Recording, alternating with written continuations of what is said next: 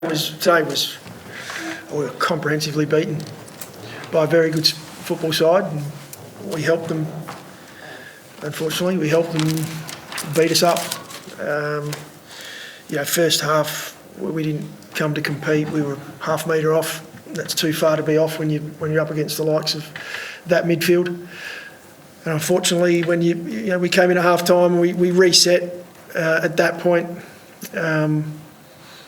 We weren't good enough to turn that around in the second half. We evened things up in the second half as far as the numbers go, but just too many mistakes with the ball. That final kick going into our front half, which allowed them to win, loose ball gets and ground ball gets, and away they went. A big step backwards. But that's part of the journey we're on. Unfortunately, this is one we don't want. Got some boys licking their wounds in there, and we now got to butter up, and we got a massive week. We come into a showdown. So last week was disappointing because we let one slip. This week's disappointing, but a whole different disappointing. Is the hardest thing what you preach most about contest was where you failed the most as well here today?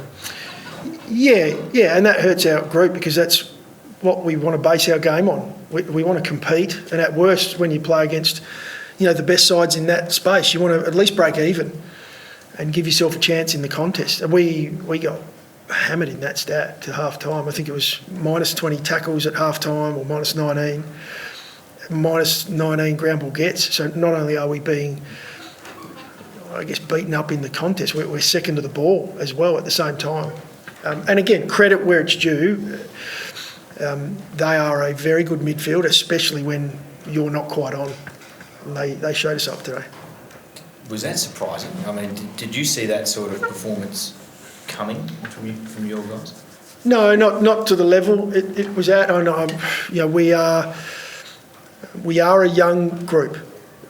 We will have our challenges across the year at performing at the level we're after, but not that drop off today. There's no hiding from that. That's unacceptable at AFL level, and unfortunately, it doesn't take much. I talked a lot about that when we weren't performing last year, that the difference between playing at the level and not is not a lot. It's half a metre, it's a split second here or there, but today unfortunately, it was across the board. We couldn't get stoppage right, we lost the clearances, we got hammered in that space. That's been our weapon to this point. And we knew coming in that we were up against a good side, they would obviously look at that, they beat us up. Matthew, did you take Thilthorpe away from the goal front to get him in the game, or to make sure he wasn't frozen on his second game because they couldn't get it down there? To get him into the game was the reason. We tried a lot of things in that second half. When it's not working, and for whatever reason it just seems to be one after the other, we tried a lot of different personnel changes. We got Ned McHenry around the footy. We thought his energy might give us something in there. We felt that was a positive move. That's quite challenging, going in against a midfield that's on top and asking him to get that job done. We moved Riley around the footy to a wing first of all, then gave him a little bit of ruck work, which especially going up against Mummy, who's an experienced ruck. I thought he fought well in there. We tried Murray forward of the ball late, and he took a couple of good contested marks. So we tried a number of things. The last thing we wanted to do was not try anything. We tried some structural stuff in the third, getting extra behind the ball just because stoppage wasn't going our way. And unfortunately, when you do that, the game changes again. They begin to dominate in their front half. So not where we want to be, but we'll get ourselves right and, as I said, lick our wounds and come back and bring the fight next week. O'Brien comes off seemingly upper left. Is it hamstring? Is it back related? What is it? As far as I'm aware, Rob's fine. I haven't had a medical report yet in detail, but to this point, I don't think we had any major injury. We had a small test. Elliot took a knock. We weren't sure at half time, so we just had to look at that one. He was fine. Other than that, I think we've come through unscathed, but I don't want to speak too soon. We're all interested in Jackson Hately.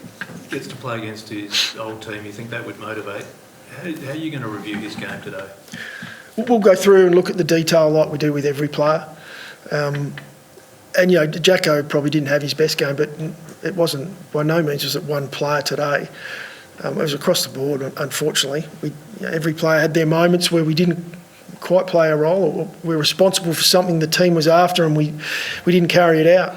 And it was in the contest and it was with the ball in hand. There were times in the game we looked like we moved the ball really well, and we had our opportunities to expose them, and we decided on an option that I'm not sure where it's come from, whether we've trained something different or whether that's just pressure. Is that scoreboard pressure that we need to do more in that moment than what we've done now for 5 or 6 weeks? And that's what we'll look at during the week. There's a level of contest you bring, but then if the pressure it does come, which it does against the best sides, and we now come up against, as we did today, some of the best sides in the comp over the next month. We need to understand that we don't need to change the way we play and try to do more as individuals. We've got to connect as a team more. You talked about building, right, and the path you're going down. A performance like that, do you find a lot more about some of these players?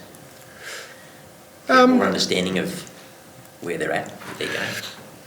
I mean, we get that every week about where a player's at, and sometimes it's hard. It's sometimes learning and underperforming is the way to learn. Sometimes, the biggest part for me is what we do as a team. That's the most important.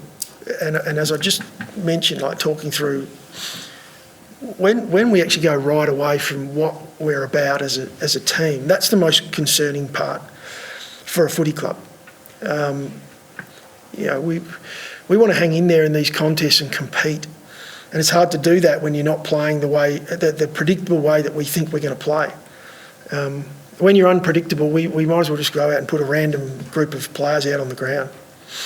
It's our work on. It's a big work on for us. No, the contest is not a work on. It's not a trend. We've been in the contest so far this year, and you walk off the ground. The last few weeks we've lost the game, but the heads are held high that we've gone out there to fight. Well, we didn't get in the ring today.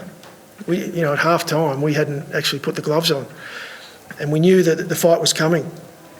And that's what the Giants have been doing well for the last fortnight.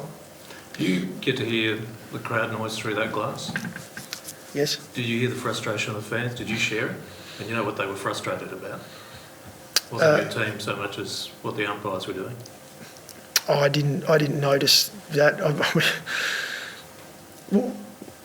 When we're looking at our team underperforming, we're trying to find ways to right the ship, and we're frustrated that we're not really seeing us.